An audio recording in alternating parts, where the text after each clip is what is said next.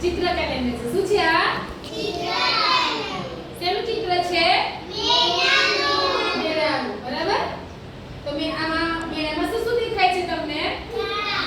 ફુગ્ગા, પછી બંગડીવાળાની દુકાન, ચકડોળ.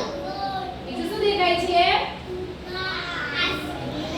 આ ફુગ્ગાવાળો છે. બીજું પણ છે અહીંયા વાંસળીવાળું. તમે ક્યારે મેળામાં ગયા છો? ક્યારે ગયા છો? બોલો, ક્યારે ગયા છો? કાલે?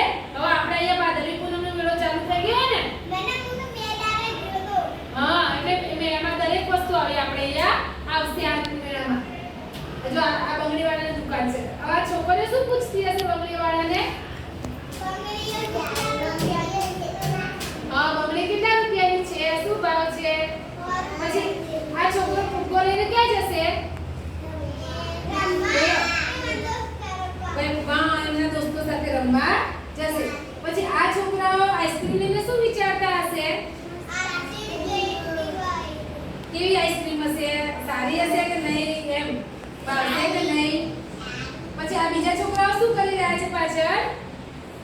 શેના પર બેઠા છે? પોપટ ઉપર. પછી બીજું શું છે? ઘોડા પર બેઠેલા છે. આને ચકડોળ કહેવાય ને? નાનું ચકડોળ કહેવાય. પછી બીજી આ દુકાન શેની દેખાય છે? પછી આ શું દેખાય છે?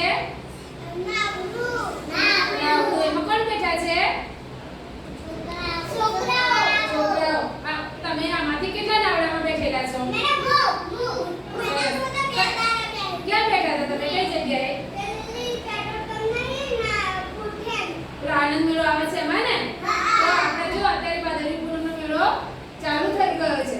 એટલે જે ના બેઠા હોય બધા મેળામાં જવાનું મમ્મી પપ્પા સાથે અને બેસવાનું. મેળાની મજા કરવાની. બધા જશો ને?